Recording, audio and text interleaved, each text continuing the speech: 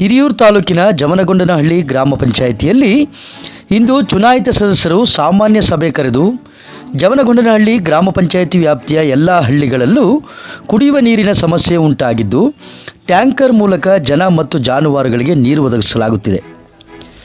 ಹೋಬಳಿಯ ಎಲ್ಲ ಕೆರೆಗಳು ಬತ್ತಿ ಹೋಗಿ ಅಂತರ್ಜಲ ಸಂಪೂರ್ಣ ಕುಸಿತವಾಗಿ ಸಾವಿರಾರು ಅಡಿ ಬೋರ್ವೆಲ್ ಕೊರೆಸಿದರೂ ನೀರು ಬರುತ್ತಿಲ್ಲ.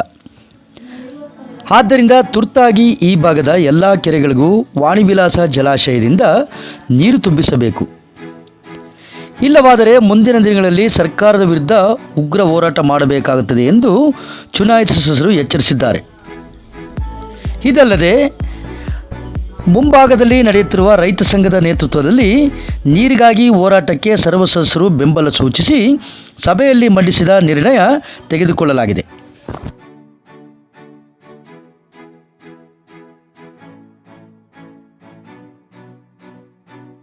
ಹಾಗೆಯೇ ವಿಡಿಯೋ ಲೈಕ್ ಮಾಡಿ, ಶೇರ್ ಮಾಡಿ, ಸಬ್ಸ್ಕ್ರೈಬ್ ಆಗೋದನ್ನು ಮರಿಬೇಡಿ.